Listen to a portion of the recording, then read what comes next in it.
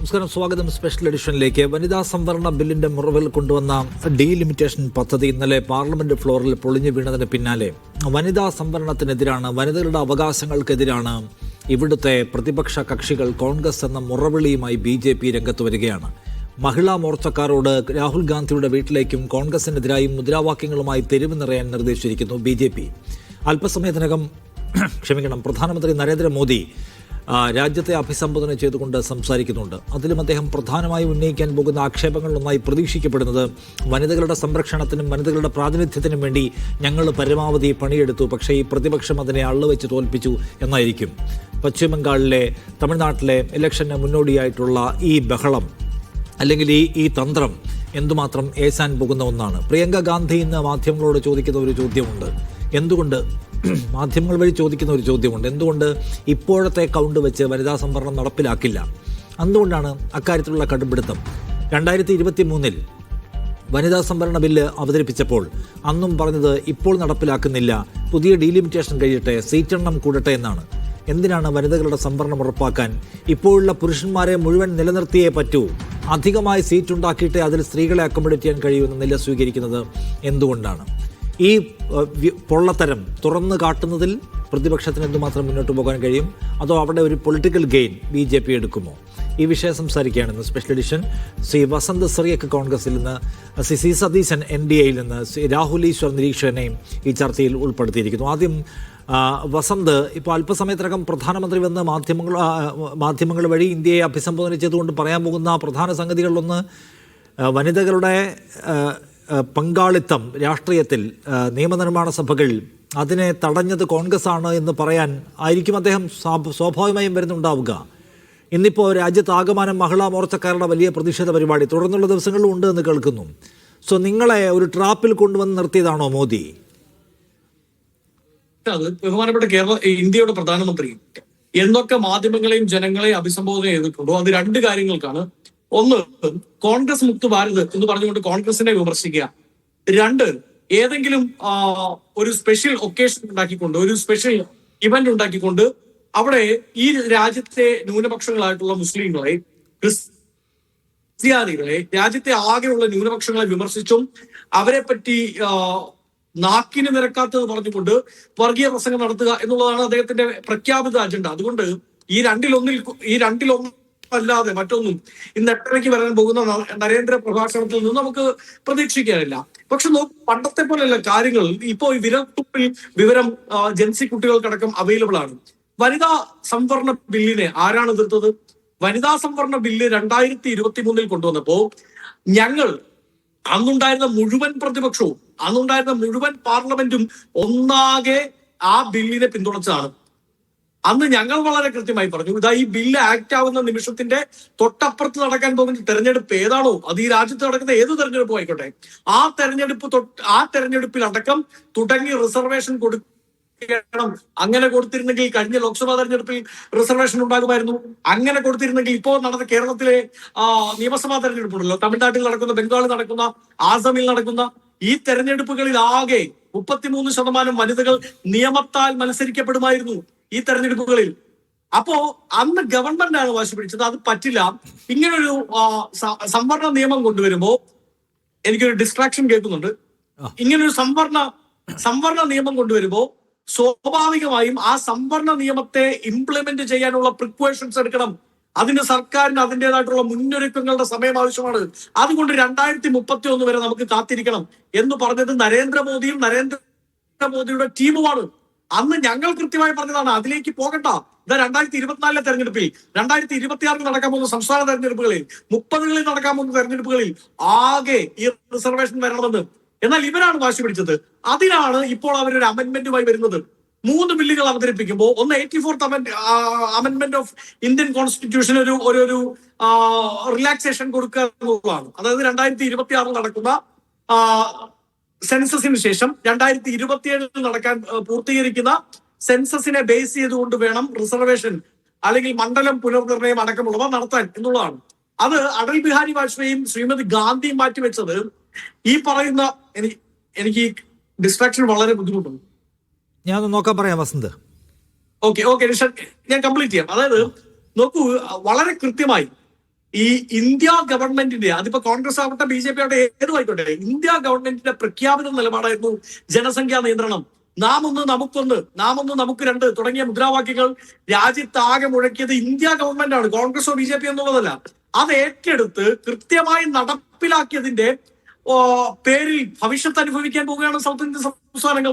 നോക്കൂ, നമ്മളൊരു ക്ലാസ്സിൽ ഏറ്റവും മിടുക്കനായി പഠിക്കുന്ന കുട്ടിക്ക് അടി കിട്ടുക, ക്ലാസ് ടീച്ചറിനാൽ അടി കൊടുക്കുകയും ക്ലാസ്സിൽ ടീച്ചർ പറഞ്ഞ ഒരു ഹോംവർക്കും ചെയ്യാത്ത, ടീച്ചർ പറഞ്ഞ ഒരു അസൈൻമെന്റും വെക്കാത്ത, ടീച്ചർ പറഞ്ഞ രീതിയിൽ യാതൊരു തരത്തിലും പഠിക്കാത്ത, സമ്പൂജ്യമായി ആ വിഷയത്തിൽ തോറ്റു തൊപ്പിയിട്ട കുട്ടിക്ക് എന്ത് കിട്ടുന്നു? ക്ലാസ്സിൽ നിന്ന് പ്രൊമോഷൻ കിട്ടുകയും അവന് ഡിഗ്രി പാസ്സാവുന്ന അവസ്ഥയിലേക്ക് എത്തുകയും ചെയ്യുന്ന അവസ്ഥയാണ്. നോക്കിപ്പോ നോർത്ത് ഇന്ത്യൻ സംസ്ഥാനങ്ങൾക്ക് അധികമായി കിട്ടാൻ പോകുന്ന സീറ്റ് എന്തിന്റെ ബേസിസിലാണ്? ഇന്ത്യ ഗവൺമെന്റ് പ്രഖ്യാപിച്ചൊരു പദ്ധതി അത് നടപ്പിലാക്കിയില്ല. ഇന്ത്യ ഗവൺമെന്റ് മുമ്പോട്ട് വെച്ചൊരു പോളിസി, ആ പോളിസിയോട് താതാമ്യപ്പെട്ടില്ല എന്ന പേരിലല്ലേ നോർത്ത് ഇന്ത്യൻ സംസ്ഥാനങ്ങളിലേക്ക് കൂടുതലായി സീറ്റ് ഇപ്പോൾ അലോക്കേറ്റ് ചെയ്യാൻ പോകുന്നത്? സൗത്ത് ഇന്ത്യൻ സംസ്ഥാനങ്ങൾക്ക് നഷ്ടമുണ്ടാകാൻ പോകുന്നത് ആ പോളിസിയോട് താതാമ്യപ്പെട്ടു, അത് ഏറ്റെടുത്തു, അത് നടപ്പിലാക്കി എന്ന പേരിലല്ലേ? നോക്കൂ, വളരെ കൃത്യമായി ഇതൊരു പോയിന്റ് ആയിരിക്കുമ്പോൾ തന്നെ അതിന്റെ കൂടെ വനിതാ സംവരണവും കൂടി കൊണ്ടുവരികയാണ്. പക്ഷേ ഇപ്പൊ മോദി പറയാൻ ശ്രമിക്കുന്നതും മോദിയുടെ പാർട്ടി പറയാൻ ശ്രമിക്കുന്നതും വനിതാ സംവരണം എന്ന പരിപാടിക്ക് നിങ്ങൾ എതിരാണ്, പണ്ടും എതിരാണ്, ഇപ്പോഴും എതിരാണ്. ഇപ്പോൾ ഞങ്ങൾ ബില്ല് കൊണ്ടുവന്നു, ലോക്സഭ കടത്തിയില്ല, രാഹുൽ ഗാന്ധിയുടെ നേതൃത്വത്തിലുള്ള പ്രതിപക്ഷം എന്ന് മാത്രമേ മോദി പുറത്തു പറയുന്നുള്ളൂ. അതിന്റെ പിന്നിലുള്ള ഡീലിമിറ്റേഷൻ കഥയൊന്നും ആർക്കും കേൾക്കണ്ട. അല്ല, അത് വളരെ കൃത്യമായി ഞങ്ങൾ പറയല്ലോ. ഈ രാജ്യത്ത് പഞ്ചായത്തി രാജ് സംവിധാനങ്ങളിൽ സ്ത്രീകൾക്ക് റിസർവേഷൻ കൊണ്ടുവന്ന ഗവൺമെന്റ് ഏതാ, പാർട്ടി ഏതാ? ഈ രാജ്യത്ത് 2010 ഇതേ ബില്ല് പാർലമെന്റിൽ കൊണ്ടുവന്നത് ആരാ? അന്ന് ആരാ എതിർത്തത്? സുഷമ സ്വരാജ് അടക്കമുള്ളവർ സ്റ്റേറ്റ്മെന്റ് നമ്മുടെ മുമ്പിൽ ഉണ്ടല്ലോ. അതിനുശേഷം 2023 ഈ ബില്ല് കൊണ്ടുവരുമ്പോൾ സമ്പൂർണ്ണമായി ഒരാൾ പോലും വിട്ടു നിൽക്കാതെ പൂർണ്ണ പിന്തുണ ഈ സർക്കാരിന് കൊടുത്തത് ആരാം? അപ്പൊ വനിതാ സംവരണവുമായി ബന്ധപ്പെട്ട് ഞങ്ങൾക്ക് ഞങ്ങളുടെ കൃത്യമായ നിലപാടുണ്ട്. ഈ രാജ്യത്തിന്റെ ആദ്യത്തെ വനിതാ പ്രധാനമന്ത്രി, ആദ്യത്തെ വനിതാ പ്രസിഡന്റിനെ, ആദ്യത്തെ വനിതാ മുഖ്യമന്ത്രിയെ, വനിതാ ഗവർണറിനെ, അങ്ങനെ തുടങ്ങി ഈ രാജ്യത്തെ ഭരണശിലാ കേന്ദ്രങ്ങളിൽ എവിടെയൊക്കെ ആദ്യമായി ഒരു വനിത കയറിയിട്ടുണ്ടോ അത് ഇന്ത്യൻ നാഷണൽ കോൺഗ്രസിന്റെ മാൻഡേറ്റ് കൊണ്ടാണ്. ഇന്ത്യൻ നാഷണൽ കോൺഗ്രസ് ആണ് അവിടെ എല്ലാം അവരെ പ്രതിഷ്ഠിക്കുന്നതിൽ മുൻകൈ എടുത്തത്. ഈ തവണ സീറ്റ് കൊടുത്തല്ലോ 2024 പാർലമെന്റ് തെരഞ്ഞെടുപ്പിൽ. എത്ര ശതമാനം സീറ്റ് കൊടുത്തു BJP? ഇനി ഇവരുടെ ആഗ്രഹം അത്രമാത്രം കണ്ട് വനിതകളെ ഉദ്ധരിച്ചു കളയണമെന്നുള്ള ആഗ്രഹം ആത്മാർത്ഥമാണെങ്കിൽ ഒരു കാര്യം ചെയ്യൂ, രാജ്യത്തിന്റെ പ്രധാനമന്ത്രി രാജിവെച്ചിട്ട് നാളെ തൊട്ട് അവരുടെ BJPയിലെ ഏറ്റവും പ്രധാനപ്പെട്ട ഒരു ലീഡറിനെ, ഇന്ത്യൻ പ്രധാനമന്ത്രിയായി വനിതയായിട്ടുള്ള ഒരു നേതാവിനെ കൊണ്ടുവരട്ടെ. നോക്കൂ, വനിതയായിട്ടുള്ള ഇന്ത്യൻ പ്രസിഡന്റ് ഇരിക്കുമ്പോ ഇന്ത്യൻ പാർലമെന്റ് എന്ന് പറയുന്നത് ഇന്ത്യയിലെ പ്രഥമ പൗരന്റെ അല്ലെങ്കിൽ പൗരയുടെ കസ്റ്റഡിയിലുള്ള ഒരു സാധനമാണ്.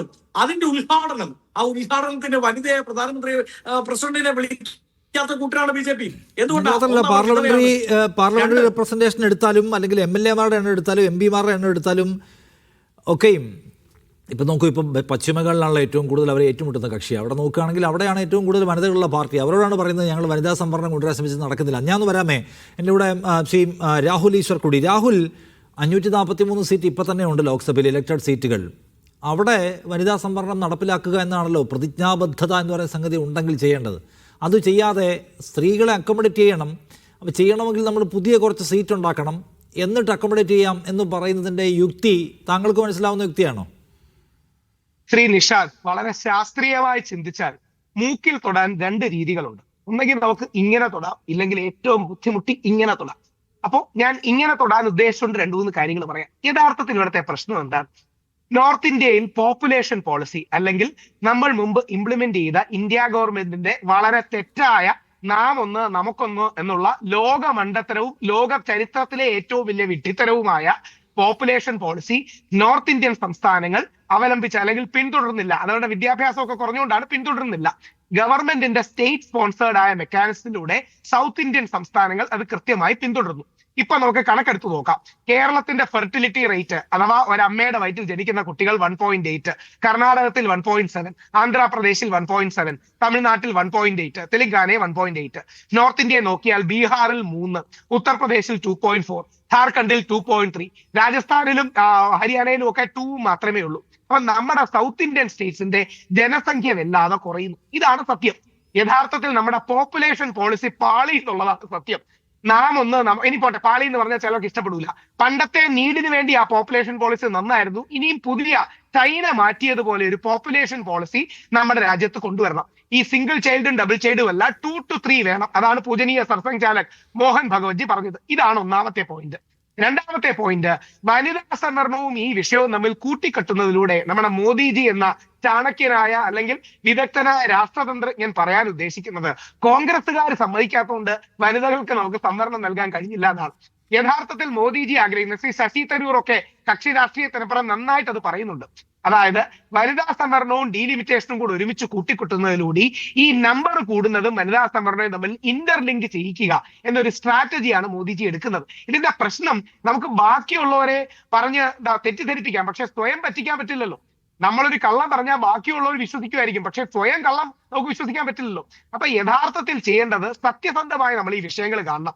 നിഷാദ് അടക്കമുള്ള നമ്മൾ മലയാളികൾ നമ്മുടെ ജനസംഖ്യാ പോളിസി തെറ്റിപ്പോയി എന്നും 2 to 3 kids, ഇതിനർത്ഥം 10 കുട്ടികൾ ഒരു വീട്ടിൽ വേണമെന്നല്ല. ഓവർ പോപ്പുലേഷനും അണ്ടർ പോപ്പുലേഷനും അപകടമാണ്. ഒപ്റ്റിമം പോപ്പുലേഷനാണ് വേണ്ടത്. 1. 2, ഇനി നമുക്ക് എന്തായാലും 10-40 വർഷം മിസ് ചെയ്തു, അത് മറ്റൊരു വിഷയം. ഇനിയും 2, നമുക്ക് ഈ ഡീലിമിറ്റേഷൻ എക്സസൈസ് ഇന്നല്ലെങ്കിൽ നാളെ ചെയ്തേ പറ്റൂ. അതോടൊപ്പം വനിതാ സംവരണവും വേണം. ഇപ്പൊ ഒരു കൺസെൻസസിൽ കോൺഗ്രസ് ചെയ്യേണ്ടത് വനിതാ സംവരണത്തെ ഇപ്പം പുഷ് ചെയ്യാൻ നോക്കണം, ഡീലിമിറ്റേഷനുമായി ഡീലിങ്ക് ചെയ്യണം. മോദിജിയുടെ രാഷ്ട്രീയ പദ്ധതി ഇത് രണ്ടും എന്തും ലിങ്ക് ചെയ്ത് കിടക്കണമെന്നുള്ളതാണ്. ഇതാണ് നിഷ്പക്ഷമായിട്ട്. അല്ലാതെ കോൺഗ്രസിന് ഇപ്പൊ എന്താ ചെയ്യാൻ പറ്റുക? കോൺഗ്രസിനും കോൺഗ്രസ് നേതൃത്വം കൊടുക്കുന്ന പ്രതിപക്ഷ ചേരിക്കും വനിതാ സംവരണത്തോട് വിയോജിപ്പില്ലല്ലോ. അല്ല, വനിതാ സംവരണമുള്ള കാര്യങ്ങൾ ആക്റ്റീവ് ഇംപ്ലിമെന്റേഷൻ തലത്തിൽ കേരളത്തിലും എല്ലാവർക്കും യോജിപ്പാണല്ലോ. എത്ര വനിതകളുണ്ട്? നിയമപരമായി വരണ്ട. CPM-ഉം കോൺഗ്രസും അടക്കം ഇന്റേണലി സീറ്റ് കൊടുക്കുന്നവർ കൊടുത്ത അല്ല, അത് വേറെ കാര്യമാണ്. അത് പാർട്ടികൾ സ്വീകരിക്കേണ്ട ആഭ്യന്തരമായ പരിപാടിയാണ്. ഇപ്പൊ നമുക്ക് തൃണമൂൽ കോൺഗ്രസ് സ്ത്രീകൾക്ക് സംവരണം ഏർപ്പെടുത്തിയിട്ടുണ്ട്. ലോക്കൽ ബോഡിയിൽ 30 ശതമാനം സ്ത്രീകൾ മത്സരിക്കുന്നുണ്ട്. കഴിഞ്ഞ നിയമസഭാ തെരഞ്ഞെടുപ്പിൽ 28 ശതമാനത്തോളം ആൾക്കാർ മത്സരിച്ചു. അതൊക്കെ ഇന്റേണലാണ്. നമ്മൾ നമ്മുടെ രാജ്യത്ത് എല്ലാവർക്കും ബാധകമാകുന്ന ഒരു നിയമം ഉണ്ടാക്കുന്നതിനെ കുറിച്ച് സംസാരിക്കുകയാണ്. ആ നിയമത്തിൽ കൺസെൻസസ് ഉണ്ട്. വനിതാ സംവരണം നടപ്പിലാക്കണമെന്ന കാര്യത്തിൽ ബഹുഭൂരിപക്ഷം കക്ഷികളും ഒരുമിച്ച് ഒരു പേജിലാണുള്ളത്. പക്ഷെ മോദി അതിൻ്റെ കൂടെ ഈ മണ്ഡലങ്ങളുടെ എണ്ണം കൂട്ടി നോർത്ത് ഇന്ത്യക്ക് നമ്പർ കൂട്ടിയാലേ മറ്റേത് സമ്മതിക്കുമെന്ന് നിലയെടുക്കുമ്പോൾ മറ്റതിൻ്റെ അപകടമാണ് ഇതിനേക്കാൾ വലുതെന്ന് തിരിച്ചറിഞ്ഞ് പ്രതിപക്ഷം അത് ഒപ്പോസ് ചെയ്യാണ്. എന്നിട്ട് മോദി എന്ത് ചെയ്യാണ്? അയ്യോ, വനിതാ സംവരണം സമ്മതിക്കുന്നില്ലേ എന്ന് വിലപിക്കുകയാണ്. അപ്പോൾ ഈ ഡീലിംഗ് എന്നുള്ള പണി എടുക്കേണ്ടത് ആരാണ്? മോദിയല്ലേ, രാഹുലേ? ഞാൻ ബഹുമാനത്തോടെ പറഞ്ഞോട്ടെ, ഡീലിംഗ് ചെയ്യാന്നുള്ള പണി എടുക്കേണ്ടതും ഇത്തരം നെറേറ്റീവ്സ് ഉയർത്തിക്കൊണ്ടുവരുന്നതും കോൺഗ്രസ് അടക്കമുള്ള പ്രതിപക്ഷമാണ്. പക്ഷെ അവർ ചെയ്യുമ്പം സത്യസന്ധമായ ആത്മാർത്ഥമായി കാര്യങ്ങൾ പറഞ്ഞില്ലെങ്കിൽ, ഇന്ദിരാഗാന്ധി നമ്മുടെ അഭിമാനമാണ്, പ്രതിഭ പട്ടേൽ അഭിമാനമൊന്നും അല്ലെങ്കിൽ പോലും ഇന്ത്യയുടെ പ്രസിഡന്റ് ആയ വ്യക്തിയാണ്. പക്ഷേ ഇന്ദിരാഗാന്ധി അടക്കമുള്ള ചരിത്രം പറയുന്നതിനോടൊപ്പം നമുക്ക് പറ്റിപ്പോയ, പ്രത്യേകിച്ച് വസന്തിന്റെ പാർട്ടിയായ, ഞാൻ ഭരണത്തിൽ തിരിച്ചു വരണമെന്ന് കേരളത്തിൽ ആഗ്രഹിക്കുന്ന പാർട്ടിയായ കോൺഗ്രസിന് ചരിത്രപരമായി പറ്റിപ്പോയ പോപ്പുലേഷൻ പോളിസിയുടെ പാളിച്ച തുറന്നു പറയാതെ നമുക്കിത് മുമ്പോട്ട് പോകുന്നതിന് കാര്യമില്ല. നമുക്ക് പോപ്പുലേഷൻ, ഇനി കോൺഗ്രസ് എന്ന് പറയണ്ട, ഇന്ത്യൻ ഗവൺമെന്റിന് പോപ്പുലേഷൻ പോളിസി പാളി. ഇനിയും നമ്മൾ തിരിഞ്ഞു നോക്കിയിട്ട് കാര്യമില്ല. നമ്മൾ പോപ്പുലേഷൻ കുത്തനെ കുറഞ്ഞുകൊണ്ടിരിക്കുകയാണ്. യഥാർത്ഥത്തിൽ 25 വർഷം കൂടെ കഴിഞ്ഞാൽ ഇന്ത്യക്ക് കേരളത്തിന്റെ സ്ഥിതി വരും. അതായത് ഇന്ന് കേരളം ഒരു വൃദ്ധസദനമായി മാറുന്നു നമ്മൾ വിലപിക്കുന്നല്ലോ, അതേ അവസ്ഥയിലേക്ക് ഇന്ത്യ വരും. ആഫ്രിക്ക അടക്കമുള്ള രാജ്യങ്ങൾ നമ്മളെ മറികടന്ന് മുമ്പോട്ട് പോകും. നമ്മുടെ പോപ്പുലേഷൻ പോളിസി പാളിയിട്ടുണ്ട്. അത് ഓണപ്പ് ചെയ്യുക. ഡീലിംഗ് ചെയ്യാനുള്ള പരിപാടി മോദിജിയുടെ സ്ട്രാറ്റജിയാണത്. മോദിജി വിജയിപ്പിക്കുന്നത് മോദിജിയുടെ ആവശ്യം. പക്ഷേ ഇത് ഡീലിംഗ് ചെയ്യാനുള്ള പണിയെടുക്കേണ്ടത് കോൺഗ്രസും പ്രതിപക്ഷവുമാണ്. അങ്ങനെ തന്നെ നമുക്ക് കാണാൻ പറ്റും. അല്ല, കോൺഗ്രസും പ്രതിപക്ഷം എന്ന് വെച്ചാൽ ഇപ്പം BJPക്കും ആ റെസ്പോൺസിബിലിറ്റി ഇല്ലേ? ഒരു പാർട്ടി എന്ന നിലയ്ക്ക് അവർ ആ റെസ്പോൺസിബിലിറ്റി മീറ്റ് ചെയ്യുന്ന പാർട്ടിയാണോ? അവരിത് ടൈപ്പ് ചെയ്യുന്നത് ഒരു പൊളിറ്റിക്കൽ ഡിഫൻസിന് വേണ്ടിയാണ്. ശ്രീ ശശി തരൂർ ഒക്കെ പൊതുവെ BJPയോട് ചാഞ്ഞു നിൽക്കുന്നു എന്ന് പറയുന്ന ശ്രീ ശശി തരൂർ അടക്കം നല്ല രീതിയിൽ ആ പണിയെടുക്കുന്നുണ്ട്. ഇന്ന് നിങ്ങൾ പാർലമെന്റിലെ പെർഫോമൻസ് നോക്കുകയാണെങ്കിൽ ഏറ്റവും ഞാൻ ചോദിക്കുന്നത് രാഹുലെ, കോൺഗ്രസ് ഞാൻ ചോദിക്കുന്നത് BJPയുടെ ഈ കാര്യത്തിലെ ഉദ്ദേശശുദ്ധിയെ കുറിച്ചുള്ള താങ്കളുടെ കമന്റ് എന്താണെന്നാണ്. ഇതിപ്പോ നടപ്പിലാക്കണം എന്നുള്ള നമുക്ക് 2023 ഞാൻ പറയാം. ശ്രീ സതീശൻ, ഇന്നലെ ഈ ബില്ല് ലോക്സഭയിൽ പരാജയപ്പെട്ട ശേഷം പ്രിയങ്ക ഗാന്ധി വിഷയത്തിൽ വളരെ വിസിബിളായി ഇടപെട്ട ഒരാളാണ്. അവർ ഇന്ന് രാജ്യത്തോട് പറയുകയാണ്, അല്ലെങ്കിൽ BJPയോട് ആവശ്യപ്പെടുന്നു, ഇപ്പോൾ 543 ഇലക്ടഡ് സീറ്റുകളുണ്ട്, അവിടേക്ക് വനിതാ സംവരണം നടപ്പിലാക്കണം. ഡീലിമിറ്റേഷൻ നമുക്ക് പിന്നാലെ നോക്കാം. ഇപ്പോഴുള്ള 543 ഈ വനിതാ സംവരണം നടപ്പാക്കാൻ നിങ്ങൾ ഒരുക്കമാണോ എന്ന് ചോദിക്കുകയാണ്. BJPക്ക് എന്താ ഉത്തരവില്ലാത്തത്? അല്ലെങ്കിൽ NDA സർക്കാരിന് എന്താ ഉത്തരവില്ലാത്തത്?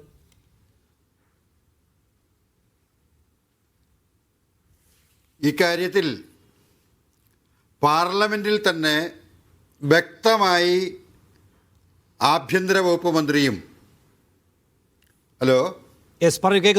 കേൾക്കാമോ?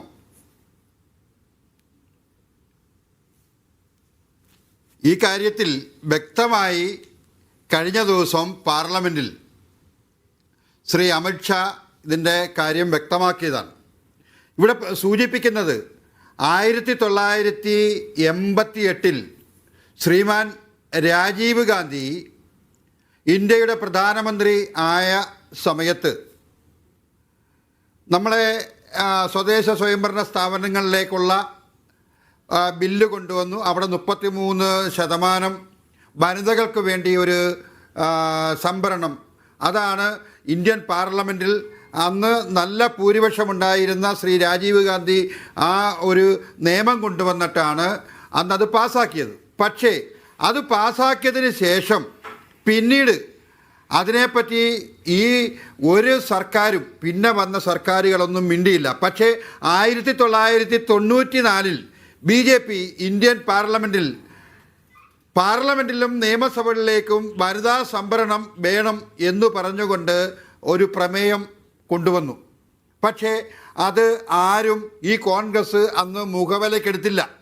പിന്നീട് ഈ വനിതാ സംവരണത്തിൻ്റെ കാര്യം വന്നെങ്കിൽ 1996 ദേവഗൗഡ പ്രധാനമന്ത്രിയായിരുന്ന സമയത്ത് മാർക്സിസ്റ്റ് കമ്മ്യൂണിസ്റ്റ് പാർട്ടിയുടെ കോൺഗ്രസിൻ്റെയൊക്കെ ഒരു ഉദ്ദേശം എന്ന് പറഞ്ഞാൽ അത് തീരെ ദുർബലമായ ഒരു സർക്കാരാണ്. ആ സർക്കാർ 2/3 അവിടെ മിനിമം പോലും വിജയിക്കില്ല എന്ന് മനസ്സിലാക്കിക്കൊണ്ട് തന്നെ അന്ന് ഒരു പ്രമേയം കൊണ്ടുവന്നു, വനിതാ സംവരണ ബില്ലെന്നും പറഞ്ഞുകൊണ്ട്. പക്ഷേ അതൊക്കെ ചാവിള്ളയായി. പിന്നീട് അടൽ ബിഹാരി വാജ്പേയി പ്രധാനമന്ത്രിയായിരുന്ന സമയത്ത് 1998, 99, 2002, 2003 വർഷങ്ങളിൽ ഇന്ത്യൻ പാർലമെൻറ്റിൽ വനിതാ സംവരണ ബില്ല് അവതരിപ്പിക്കാൻ ശ്രമിച്ചതാണ്. ഇതൊക്കെ ചരിത്ര രേഖയിലുള്ളതാണ്. പക്ഷേ ഒരു കാരണവശാലും ഈ കോൺഗ്രസിൻ്റെ നേതൃത്വത്തിലുള്ള കോൺഗ്രസിൻ്റെ നേതാക്കൾ, സമാജ്വാദി പാർട്ടി, മുലായം സിംഗിൻ്റെ പാർട്ടി, ഇവരൊക്കെ അന്ന് പല കാരണങ്ങൾ പറഞ്ഞ് എതിർക്കുകയായിരുന്നു. നമ്മൾ ഇപ്പോഴും ഓർക്കുന്നുണ്ട്, മുലായം സിംഗ് യാദവും പാർട്ടി അന്ന് പറഞ്ഞത് വനിതകളിനകത്ത് സംവരണം വേണം എന്നുള്ള രീതിയിൽ. ഓക്കെ, പഴയ കഥയാണ് ഞാൻ ചോദിക്കുന്നത്. ഇപ്പോ 543 പേരുടെ പഴയ കഥ പറഞ്ഞു കേട്ടല്ലോ. 543 പേരുണ്ട്. ഇപ്പോ 543 പേരുണ്ട്. ഇപ്പോ 543 പേരെടുത്ത് സംവരണം കൊടുക്കാം എന്ന് കോൺഗ്രസ് പറയാണ്. പ്രിയങ്ക ഗാന്ധി എന്ന് പറയും നമുക്ക് കൊടുക്കാം, ഇപ്പോഴത്തെ നമ്പറിൽ കൊടുക്കാം. അതിന്റെ അപകടം ഞാൻ പറയാം. ഇപ്പൊ 2023 ഇന്ത്യൻ പാർലമെന്റിലെ വനിതാ ബില്ല് പാസ്സായി. പക്ഷേ ഈ ബില്ല് പാസ്സാക്കി അതേ ബില്ല് തന്നെ പിടിച്ചുകൊണ്ട് ഇപ്പോഴത്തെ ജനസംഖ്യ രീതിയിൽ വരുമ്പോൾ കേരളത്തിൻ്റെ വിഹിതം 14 കുറയും, തമിഴ്നാടിൻ്റെ കുറയും. അതിന് ആര് ഡീലിമിറ്റേഷനെ കുറിച്ച് പറഞ്ഞു? വനിതാ സംവരണത്തെ കുറിച്ച് ഡീലിമിറ്റേഷൻ നമുക്ക് പിന്നെ സംസാരിക്കാം. വനിതാ സംവരണം അതാണ് പറഞ്ഞത്. അല്ല, വനിതാ സംവരണം അങ്ങനാണല്ലോ അന്നത് ഡീലിമിറ്റേഷനും വനിതാ സംവരണം തമ്മിലുള്ള ബന്ധം എന്താണ്? അങ്ങനെയാണല്ലോ എന്നല്ല ഞാൻ ചോദിച്ചത്. അന്ന് അവതരിപ്പിച്ച ബില്ല് ഇതായിരുന്നു പ്രശ്നം. എന്തിനാണ് 2023 അത് പാസ്സാക്കിയത്? പാസ്സാക്കിയത് എന്തിനാണ് അങ്ങനെ പാസ്സാക്കിയെന്ന് ചോദിച്ചേ. അന്ന് പാസ്സാക്കിയപ്പോൾ പറഞ്ഞത് വനിതാ സംവരണ ബില്ല് പാസ്സാക്കുന്നു. എന്നാൽ ഇത് 2026 സെൻസസും കഴിഞ്ഞ് ഡീലിമിറ്റേഷനും കഴിഞ്ഞ് മാത്രമേ നടപ്പാക്കൂ എന്ന് പറയേണ്ടുന്ന ഒരു കാര്യവുമില്ല. ഭേദഗതിയൊന്നും കൊണ്ടുവന്നില്ല. ആര് പറഞ്ഞു കൊണ്ടുവന്നില്ല എന്ന്? അന്ന് എല്ലാം ഇന്ത്യ ആകമാനമുള്ള മനുഷ്യന്മാർ ചോദിച്ചു എപ്പോഴാണ് നടപ്പിലാക്കുന്നത്. ഞാൻ ചോദിക്കുന്നത് നിങ്ങളാ കൊണ്ടുവന്നത്. NDA സർക്കാർ കൊണ്ടുവന്നു. NDA സർക്കാർ എന്തിനാണ് ഞങ്ങൾ സീറ്റ് കൂട്ടിയിട്ടേ സ്ത്രീകൾക്ക് കൊടുക്കൂ, അല്ലാതെ ഇതിൽ നിന്ന് കൊടുക്കില്ല എന്ന വാശി എന്തിനാണ്? അത് സ്വാഭാവികല്ലേ? സ്വാഭാവികം മനസ്സിലായില്ല. ആ സ്വാഭാവികത വിശദീകരിക്കൂ. ഇപ്പൊ ഇന്നലെ പറഞ്ഞല്ലോ 50. അവിടെ എന്താണ് വിഷയം? അവിടെ എന്റെ ചോദ്യം പ്രധാനമന്ത്രിയും ശ്രീ അമിത്ഷായും പറഞ്ഞു കഴിഞ്ഞു 50% വെച്ച് കൂട്ടും. അല്ല, ഞാനൊന്നും ചോദിച്ചില്ല. ഡീലിമിറ്റേഷൻ ചോദിച്ചില്ല. ഡീലിമിറ്റേഷൻ ചോദിച്ചില്ല. 543 നിന്ന് സ്ത്രീകൾക്ക് സംവരണം കൊടുക്കാനുള്ള നിയമം എന്തേ അവതരിപ്പിക്കുന്നില്ല?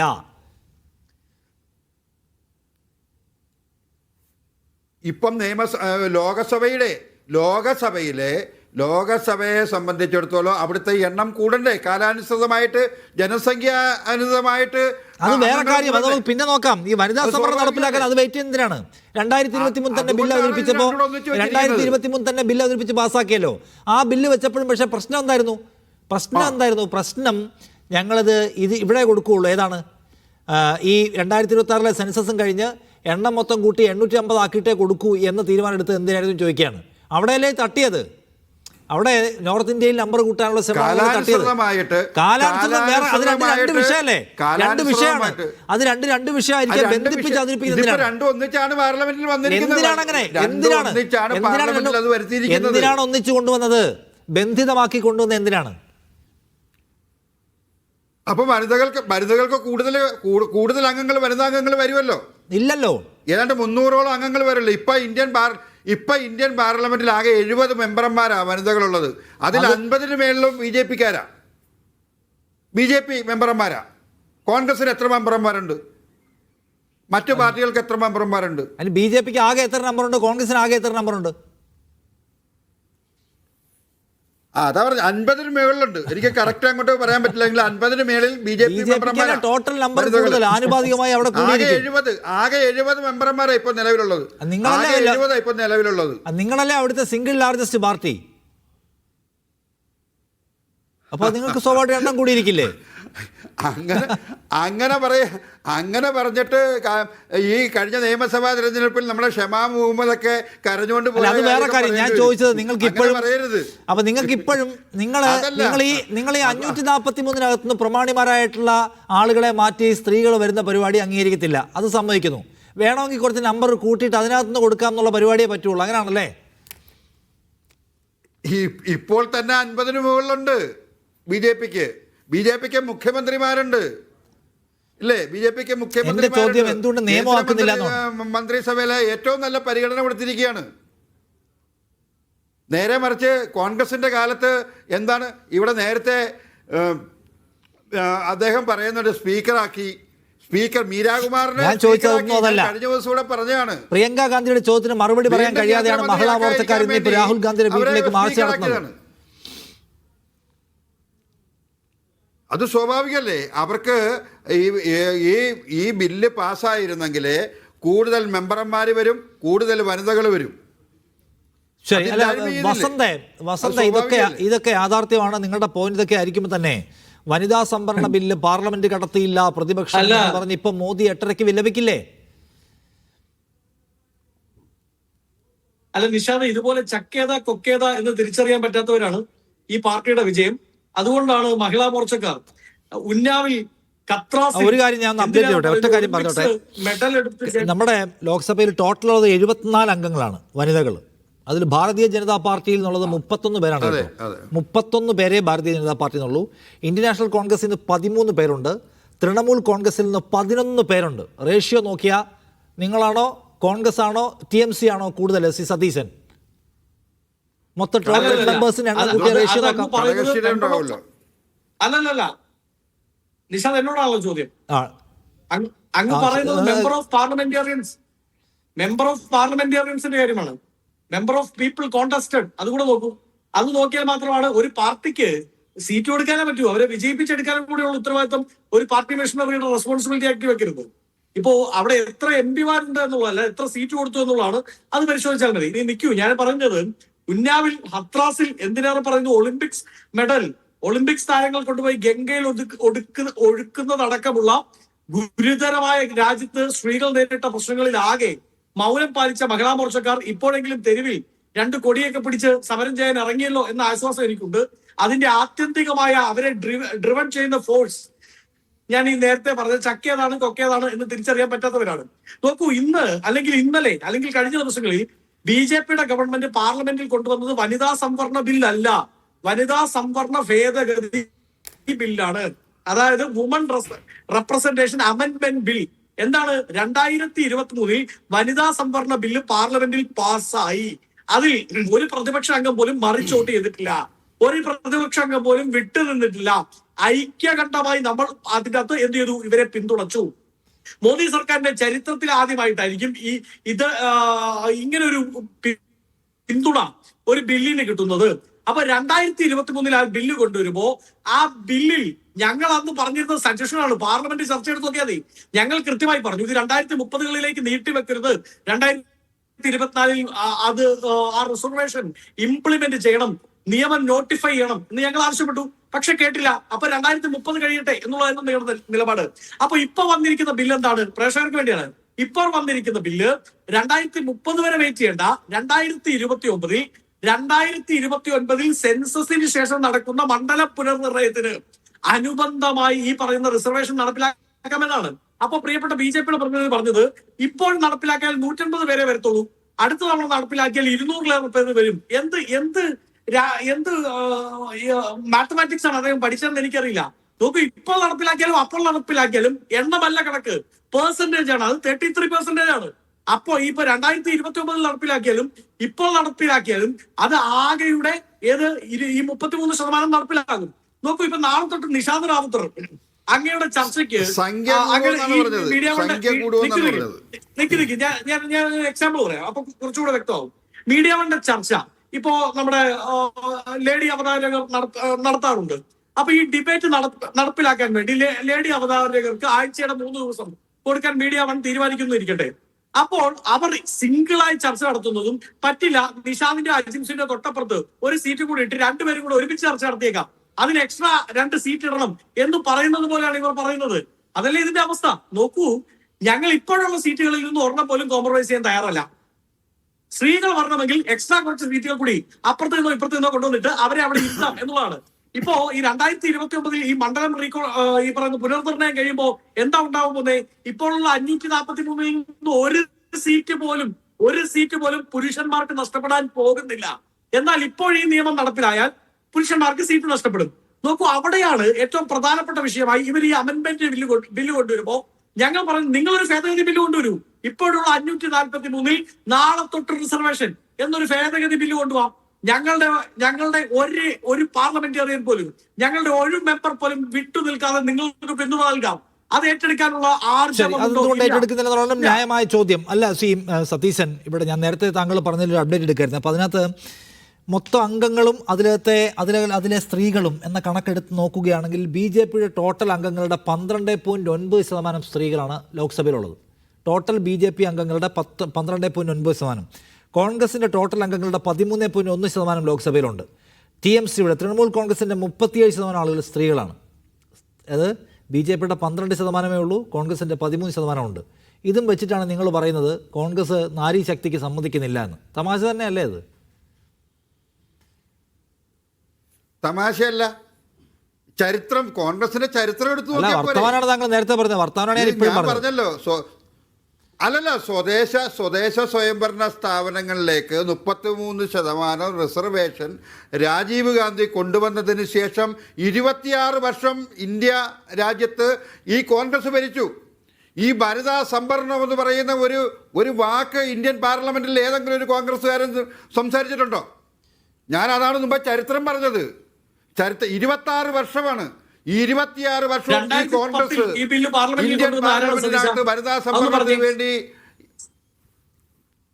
2010 ആരാണ് പാർലമെന്റിൽ ബില്ല് കൊണ്ടുവരുന്നത്? 2023 നിങ്ങൾ കൊണ്ടുവന്ന ബില്ലിന് യാതൊരുവിധ അജണ്ടയുമില്ലാതെ പിന്തുണ നൽകിയത് ആരാണ്? അതെങ്ങനെയാണ്? 23 ഞാനിവിടെ നേരത്തെ പറഞ്ഞല്ലോ, 98, 99, 2002, 2003 വാജ്പേയി ഗവൺമെന്റാണ് വനിതാ സംവരണം കൊണ്ടുവന്നത്, വനിതാ സംവരണത്തിന്റെ നടപ്പാക്കാൻ ശ്രമിച്ചത്. അന്നും 26 വർഷം കോൺഗ്രസ് ഇന്ത്യ രാജ്യം ഭരിച്ചിട്ട് 26 വർഷം കോൺഗ്രസ് ഇന്ത്യ രാജ്യം ഭരിച്ചിട്ട് വനിതാ സംവരണത്തെ പറ്റി ശബ്ദിച്ചില്ല. അവിടെയാണ് വിഷയം. ശരി, ഇപ്പൊ നിങ്ങൾ ചർച്ചയ്ക്ക് വരുന്നത്. ശരി, അല്ല രാഹുൽ, ഇതിനകത്ത് ഈ പ്രശ്നം ഉണ്ടായിരിക്കും. നിങ്ങളുടെ ഒരു ഏരിയയും കൂടെ ആയതുകൊണ്ട് ഞാൻ ചോദിക്കുകയാണ്. അതായത് 543 ബഹുഭൂരിപക്ഷവും കൈയാളുന്നത് ആണുങ്ങളാണ്. ആണുങ്ങൾ നേതാക്കൾ ഉള്ള പാർട്ടികൾ, അല്ലെങ്കിൽ അവരാണല്ലോ റൺ ചെയ്യുന്ന എല്ലാ പാർട്ടികളെയും. സോ അതിൽ തൊടാൻ എല്ലാവർക്കും ഒരു ബുദ്ധിമുട്ടുണ്ടായിരിക്കുമോ? എന്റെ പ്രശ്നം എന്ന് പറഞ്ഞാൽ യഥാർത്ഥത്തിൽ ഈ എൻറ്റയർ പോളിസി, അതായത് കൂടുതൽ സ്ത്രീകൾ റെപ്രസെന്റേഷൻ വരണമെന്നുള്ള ഐഡിയ കറക്റ്റ് ആണ്.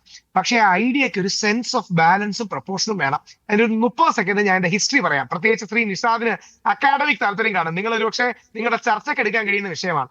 ഇന്നേക്ക് കൃത്യം 50 വർഷം മുമ്പ്, അതായത് ഇന്ന് 2026 ഏപ്രിൽ 18 കൃത്യം 50 വർഷം മുമ്പ് 1976 ഏപ്രിൽ 16 ഡോക്ടർ കരൺ സിംഗ് സഞ്ജയ് ഗാന്ധിയുടെ സ്വാധീനത്തിൽ ഇന്ത്യയുടെ ഫസ്റ്റ് പോപ്പുലേഷൻ പോളിസി സ്റ്റേറ്റ്മെന്റ് കൊണ്ടുവരുന്നത്. അതിൽ ഫീമെയിൽ എംപവർമെന്റ് എന്താണ് ഇട്ടിരിക്കുന്നത് അറിയാമോ? നമ്മുടെ ജനസംഖ്യ കുറയ്ക്കാനുള്ള സ്ട്രാറ്റജി ആയിട്ടാണ്. അന്ന് ഇന്ത്യയുടെ ഫെർട്ടിലിറ്റി റേറ്റ് 4.8 to 4.9 ആണ്. ഇന്ത്യയുടെ, ഞാൻ കൃത്യമായിട്ട് എന്റെ ഡോക്യുമെന്റ്സ് എടുത്തു വെച്ചിട്ടുണ്ട്, കൃത്യമായിട്ട് അന്നത്തെ സ്ട്രാറ്റജി എന്ന് പറഞ്ഞാൽ അന്നൊരു 10-point പോളിസി ഉണ്ടായിരുന്നു. Doctor Karan Singh, ministry of health and family planning ആണ് അദ്ദേഹം അവതരിപ്പിക്കുന്നത്.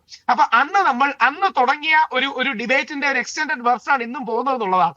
അതായത് സ്റ്റെറിലൈസേഷൻ ഇൻസെന്റീവ്, നമ്മുടെ എമർജൻസി നടക്കുന്ന കാലഘട്ടം കൊണ്ട് ഓർക്കണം.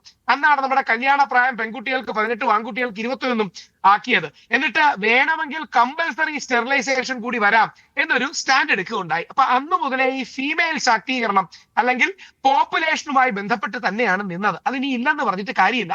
ഇനി ഇന്ത്യ പോലൊരു രാജ്യത്ത് നമുക്കൊരു സെൻസ് ഓഫ് ബാലൻസ് വേണം. എങ്ങനെയാണത്? സ്ത്രീകൾക്ക് പരമാവധി പൊതു സ്പേസുകൾ വേണം, അതോടൊപ്പം ഫാമിലി സംവിധാനവും നിലനിൽക്കണം. ഇടയ്ക്ക് റഷ്യയിലടക്കം, എനിക്കൊന്ന് ഗോർബച്ചേവ് ആണെന്നാണ് ഓർമ്മ, സബ്ജക്ട് ടു കറക്ഷൻ, സ്ത്രീകൾ പൊതുരംഗത്തുനിന്ന് പുറകെ തിരിച്ച് ഫാമിലിയിലേക്ക് പോകണമെന്ന നിലപാടിലേക്കൊക്കെ വന്നു. അങ്ങനൊന്നും ഒരു നിലപാട് ഇന്ത്യയിൽ ആർക്കുമില്ല. പക്ഷേ ഒരു സെൻസ് ഓഫ് ബാലൻസ് വേണം. അതുകൊണ്ട് സ്ത്രീകൾ കൂടുതൽ വരണം. പുരുഷന്മാരും ഒരുപാട് പൊതുപ്രവർത്തനം ഇറങ്ങുന്നവരല്ലേ, അതുകൊണ്ട് പുരുഷന്മാരെ അകറ്റിക്കൊണ്ടുവരണം എന്നാരും പറയില്ല. പക്ഷേ ഒരു സെൻസ് ഓഫ് ബാലൻസ് വേണം. കുടുംബ സംവിധാനം നിലനിൽക്കണം. പക്ഷേ ഏറ്റവും വലിയ കൗതുകം, വസന്തിനെ ഇഷ്ടമുള്ളതുകൊണ്ടാണ് വിമർശിക്കുന്നത്, വസന്ത് അടക്കം ചരിത്രപരമായി നമ്മുടെ നാടിന് പാളിപ്പോയി പോളിസിയുടെ അടിസ്ഥാനം പറയുന്നില്ല. ഇപ്പൊ തന്നെ ശ്രീ നിഷാദിന് അറിയാമല്ലോ, നമ്മൾ ഈ ചർച്ച ചെയ്യുന്ന യഥാർത്ഥത്തിൽ വനിതാ സമരത്തിന് വേണ്ടിയാണോ? ഡീലിമിറ്റേഷൻ ഇതിന്റെ ഉടക്കൂട്ടി കെട്ടാൻ വേണ്ടിയാണ്. ഇന്നത്തെ പ്രധാനമന്ത്രിയുടെ സ്പീച്ച് യാതൊരു സംശയവും വേണ്ട, വനിതാ ശക്തിയെ ഇത് ഡീലിമിറ്റേഷനുമായി കൂടുതൽ ബന്ധപ്പെടുത്തുകയും കൂടുതൽ ലിങ്ക് ചെയ്യിക്കുകയും ചെയ്യും. അപ്പൊ ഈ പോപ്പുലേഷൻ എന്ന് പറയുന്ന സത്യസന്ധമായ ഡിബേറ്റ് നമുക്ക് എന്തുവരെ എടുക്കാൻ കഴിയുന്നില്ല. ഇനി ഒരു വരി കൂടെ പറഞ്ഞ് അവസാനിപ്പിക്കാം. അതിന്റെ മറുവശമാണ് കേരളത്തിൽ മലപ്പുറത്തെ നമ്മൾ വക്രീകരിക്കുന്നത്. കേരളത്തിൽ മലപ്പുറത്തിൽ ഒരു പ്രശ്നവുമില്ല, പക്ഷെ പത്തനംതിട്ട തകർന്നുകൊണ്ടിരിക്കുകയാണ്. പത്തനംതിട്ട പ്രേത നഗരമായി മാറിക്കൊണ്ടിരിക്കുകയാണ്. പറയുന്നത് രാഹുൽ ഈശ്വർ അല്ല, BBC കുമ്പനാടിനെ കുറിച്ച് പറഞ്ഞതാണ്. ഹിന്ദുക്കളുടെ പോപ്പുലേഷൻ കുത്തനെ കുറഞ്ഞുകൊണ്ടിരിക്കുകയാണ്. ഇങ്ങനെ ഒരുപാട് വിഷയങ്ങളുണ്ട്. നോർത്ത് ഇന്ത്യയിലെ പ്രശ്നം എന്ന് പറഞ്ഞാൽ അവിടെ ഹിന്ദുക്കളുടെ മുസ്ലിങ്ങളുടെ പോപ്പുലേഷൻ കൂടുന്നുണ്ട്.